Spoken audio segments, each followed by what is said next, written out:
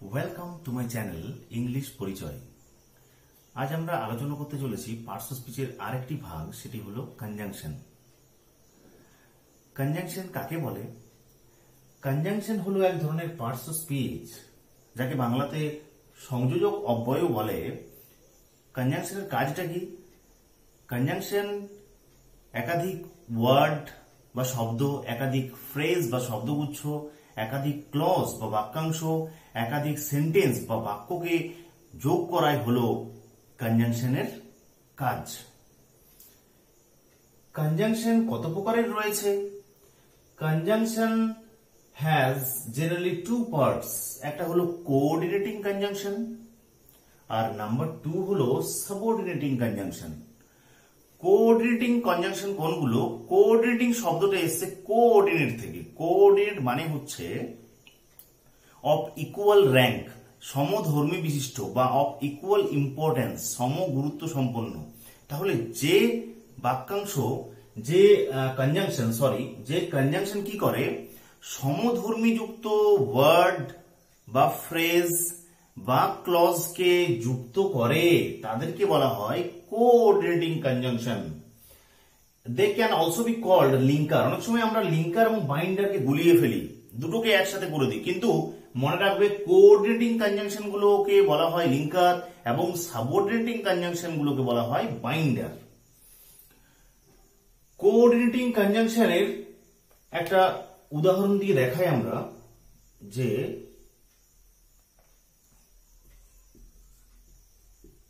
he is a singer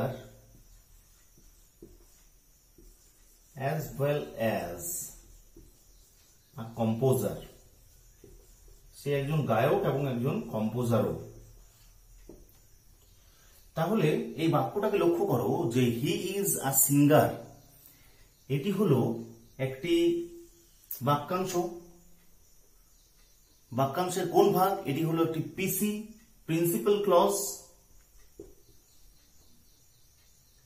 এবং আ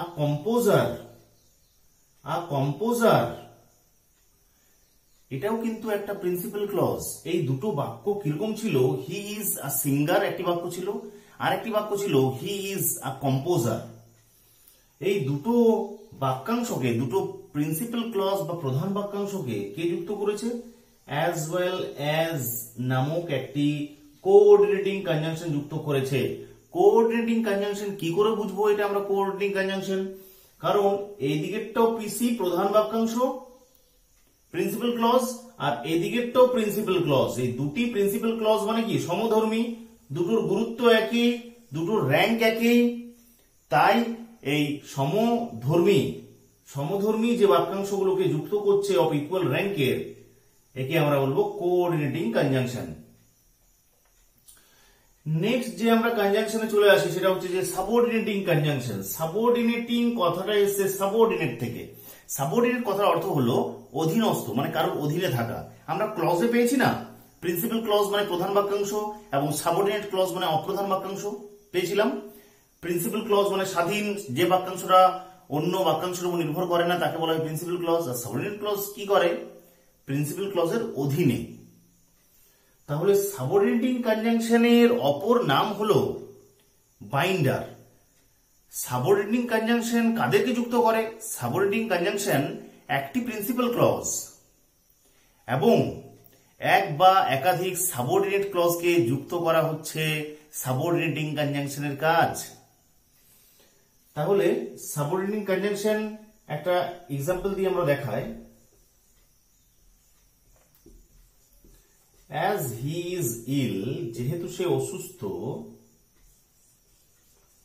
he will not go to school. সে স্কুলে যাবে না। তাহলে as he is ill, he will not go to school। এই বাক্যটাকে লক্ষ্য করো, এই বাক্যে দুটো অংশ রয়েছে, একটা হচ্ছে he is ill আর একটা হচ্ছে he will not go to school. তাহলে he will not go to school এটা তো নিজে নিজে অর্থ প্রকাশ করতে পারছে এই বাক্যাংশটা, তাই এই বাক্যাংশকে আমরা কি বলবো? প্রধান বাক্যাংশ বা প্রিন্সিপাল ক্লজ। আর অ্যাজ হি ইজ ইল, যেহেতু সে হয় অসুস্থ, এই অংশটা কি ক্লজ, যেহেতু সে হয় অসুস্থ, তাহলে নিজে নিজে অর্থ প্রকাশ করতে পারছে না, এই বাক্যাংশটির উপর নির্ভরশীল এটা, তাই একে আমরা বলবো সাবঅর্ডিনেট ক্লজ, এসসি। তাহলে এই যে সাবঅর্ডিনেট ক্লজটা দেখছো তুমি এবং এই প্রিন্সিপাল ক্লজটাকে দেখছো, এই দুটি একটি সাবঅর্ডিনেট একটি প্রিন্সিপাল ক্লজকে কে আসলে যুক্ত করেছে, এই অ্যাজ যুক্ত করেছে। তাই এই অ্যাজটাকে এখানে আমরা বলবো সাবঅর্ডিনেটিং কনজাংশন। সাবঅর্ডিনেটিং কনজাংশন কি করে বুঝতে পারবো, ওই যে একটি প্রিন্সিপাল ক্লজ এক বা একাধিক সাবঅর্ডিনেট ক্লজকে যুক্ত করছে, তাই এটাকে বলা হয় সাবঅর্ডিনেটিং কনজাংশন। যেমন as, if, when, where, how, before, after, এগুলোকে বলা হয় সাবঅর্ডিনেটিং কনজাংশন, এদেরকে বাইন্ডারও বলে। তাহলে কোঅর্ডিনেটিং কনজাংশন আমরা আগের একটি ক্লাসে দেখেছিলাম যে সেন্টেন্সের তিনটি ভাগ দেখেছিলাম। একটা হলো সিম্পল বা সরল বাক্য, যেখানে এসভিও সাবজেক্ট ভার্ব অবজেক্ট থাকে। একটা হলো কমপ্লেক্স বা জটিল বাক্য। জটিল বাক্যে কি থাকে, জটিল বাক্যে থাকে একটি প্রিন্সিপাল ক্লজ আর এক বা একাধিক সাবঅর্ডিনেট ক্লজ থাকে। সাবঅর্ডিনেট ক্লজ থাকে এক বা একাধিক। তাহলে আমরা দেখতে পাচ্ছি যে কমপ্লেক্স সেন্টেন্স বা জটিল বাক্যে যোগ করার জন্য ব্যবহার করা হয় কোন কনজাংশন গুলো, এই সাবঅর্ডিনেটিং কনজাংশন গুলো কমপ্লেক্স সেন্টেন্সে জয়নিং করার সময় ব্যবহার করা হয়। আরেক ধরনের বাক্য ছিল, সেটা হচ্ছে কম্পাউন্ড সেন্টেন্স বা যৌগিক বাক্য। যৌগিক বাক্যে কি বলেছিলাম, যৌগিক বাক্যে একদিকে প্রিন্সিপাল ক্লজ, একদিকে কনজাংশন থাকবে মানে কোঅর্ডিনেটিং কনজাংশন, আর একদিকে পিসি। দুদিকে দুটি প্রধান বাক্যাংশকে একটি কোঅর্ডিনেটিং কনজাংশন দ্বারা যুক্ত করা থাকবে। তাহলে দেখতে পাচ্ছি দুদিকে দুটি প্রধান বাক্যাংশ মানে সম র্যাঙ্ক সম্পন্ন, সম গুরুত্ব সম্পন্ন বাক্যাংশকে যুক্ত করছে। তাহলে সম গুরুত্ব সম্পন্ন বাক্যাংশকে যুক্ত করা কোন কনজাংশনের কাজ, কোঅর্ডিনেটিং কনজাংশনের কাজ। তাহলে কোঅর্ডিনেটিং কনজাংশন গুলো দিয়ে, এই যে চার ধরনের কোঅর্ডিনেটিং কনজাংশন আজকে দেখাবো, এগুলো দিয়ে আমরা কোন বাক্যে জয়নিং করার জন্য ব্যবহার করতে পারবো, কম্পাউন্ড সেন্টেন্স বা যৌগিক বাক্যে ব্যবহার করার জন্য, জয়নিং করার জন্য আমরা ব্যবহার করতে পারবো। তাহলে আমরা যদি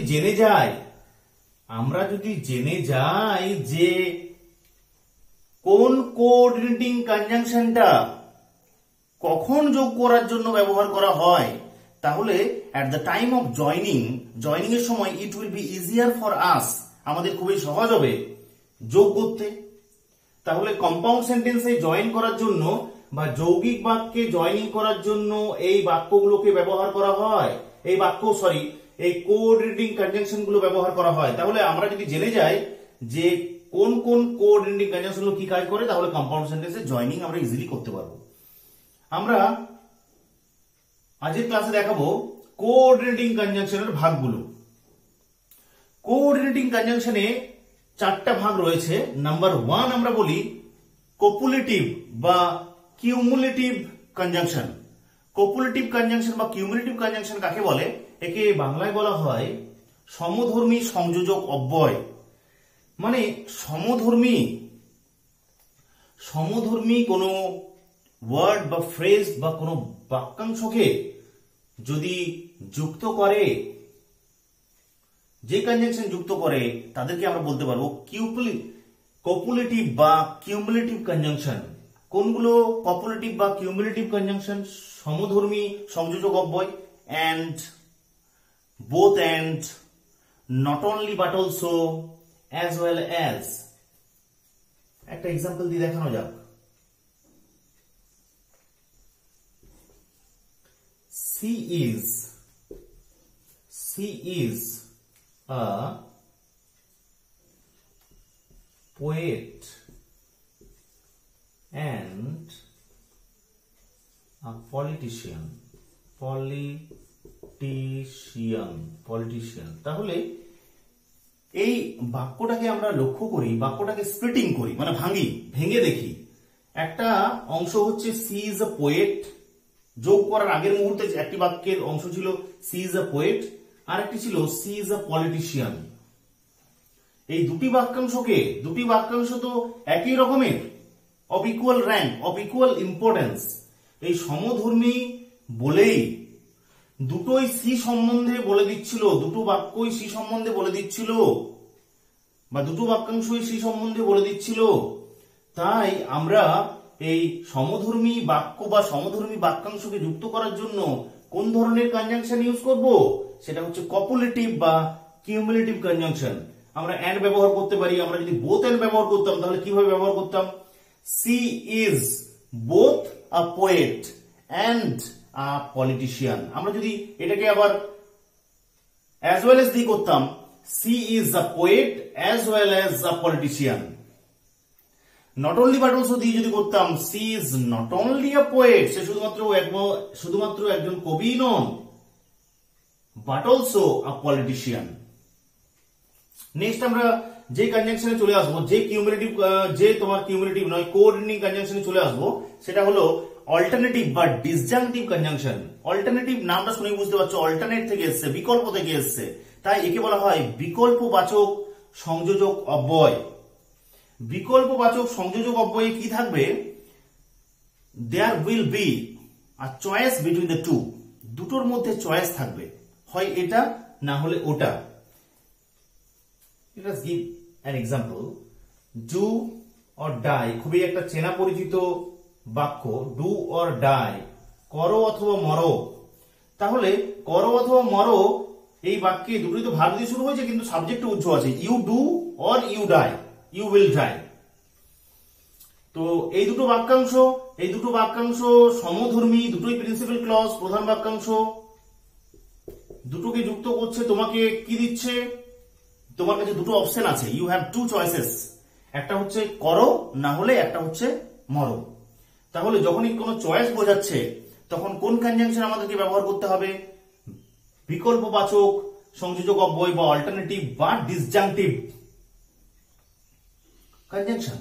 কোনগুলো? ডিসজাংটিভ কনজাংশন অর, অথবা আদারওয়াইজ মানে তা না হলে, করো তা না হলে কিন্তু তোমাকে মরতে হবে, আইদার অর, নাইদার নর, এগুলো হলো অল্টারনেটিভ কনজাংশন বা ডিসজাংটিভ কনজাংশন।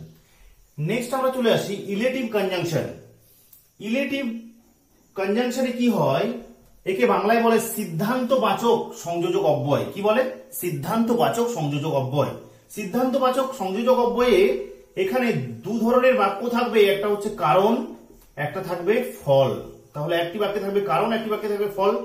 একটি কারণ থাকবে, তার ফলে একটি জিনিস হবে, একটি জিনিস থেকে একটি জিনিসের সিদ্ধান্তে পৌঁছাবো, তাকে বলা হয় ইলেটিভ কনজাংশন। তাহলে ইলেটিভ কনজাংশন কোনগুলো? ফর, কারণ, সো, দেয়ারফর, কনসিকুয়েন্টলি মানে ফলস্বরূপ। একটা এক্সাম্পল দিয়ে দেখানো যাক। হি ওয়াজ লেট, সে দেরি করেছিল, সো হি ওয়াজ পানিশড, সে দেরি করেছিল সুতরাং তাকে শাস্তি দেওয়া হয়েছিল। তাহলে এখানে এই যোগ করার আগের মুহূর্তে দুটো বাক্যকে লক্ষ্য করো। দুটো বাক্য কি ছিল? যে সে দেরি করেছিল, হি ওয়াজ লেট, আর একটা বাক্যের অংশ ছিল বা একটা বাক্য ছিল হি ওয়াজ পানিশড ফর দ্যাট, তাকে এই কারণে কি করেছিল? শাস্তি দেওয়া হয়েছিল। তাহলে দুটো বাক্যের মধ্যে সম্পর্ক লক্ষ্য করো। একটা হচ্ছে কারণ, সে লেট করেছিল, তার ফল হচ্ছে তাকে শাস্তি দেওয়া হয়েছিল। একটি কারণ, একটি তার ফল। তাহলে আমাকে যদি বলে যে এদেরকে কম্পাউন্ড সেন্টেন্সে জয়েনিং করো, তখন তুমি কম্পাউন্ড সেন্টেন্সে জয়েনিং করার জন্য কোন কনজাংশনের ব্যবহার করবে? কোন কোঅর্ডিনেটিং কনজাংশনের ব্যবহার করবে? Illative conjunction. কারণ একটা থেকে আরেকটা সিদ্ধান্তে আসা বোঝাচ্ছে, তাকে সে লেট করেছিল, সিদ্ধান্ত স্বরূপ তাকে কি করা হয়েছিল? শাস্তি দেওয়া হয়েছিল। তাহলে he was late, so he was punished. এটাকে যদি আমরা ফর দিয়ে করতাম তাহলে কি করতাম? এই বাক্যটাকে আগে লিখতাম, হি ওয়াজ পানিশড, তাকে শাস্তি দেওয়া হয়েছিল, ফর, কারণ হি ওয়াজ লেট। তাহলে কারণ বোঝালে মানে ফর দিয়ে কখন হবে? আগে ফলটা থাকবে, ফল যুক্ত ফর যুক্ত কারণ। আর যদি সো দিয়ে হয় তাহলে সো দিয়ে হবে আগে কারণ যুক্ত সো যুক্ত ফল। নেক্সট আমরা চলে আসি অ্যাডভার্সেটিভ, আরেক ধরনের কোঅর্ডিনেটিং কনজাংশন, সেটা হচ্ছে অ্যাডভার্সেটিভ কনজাংশন। অ্যাডভার্সেটিভ কথাটা এসছে অ্যাডভার্স থেকে, অ্যাডভার্স ওয়েদার বলে না, খুব মানে বৈপরীত্য ধর্মী সংযোজক অব্যয় বা বিপরীত ধর্মী সংযোজক অব্যয়। এখানে কখন এই ধরনের কনজাংশন গুলো দিয়ে জয়নিং করা হবে, কখন এই ধরনের কোঅর্ডিনেটিং কনজাংশন গুলো দিয়ে জয়নিং করা হবে, যখন বিপরীত ধর্মী দুটি বাক্য থাকবে। বিপরীত ধর্মী দুটি বাক্য, অ্যাজ ফর এক্সাম্পল, ধরো দুটি বোন রয়েছে, একজন হচ্ছে সি ইজ টল আর একটা হচ্ছে হার সিস্টার ইজ শর্ট। এই ধরো দুটো বাক্যকে তোমাকে জয়নিং করতে দিয়েছে, তোমাকে বললো যে কম্পাউন্ড সেন্টেন্সে জয়নিং করো। তাহলে কম্পাউন্ড সেন্টেন্সে জয়নিং মানে তুমি বুঝতে পারছো যে দুটি বাক্যাংশকে, দুটি প্রিন্সিপাল ক্লজ বা প্রধান বাক্যাংশকে একটি কোঅর্ডিনেটিং কনজাংশন দ্বারা যুক্ত করা হবে।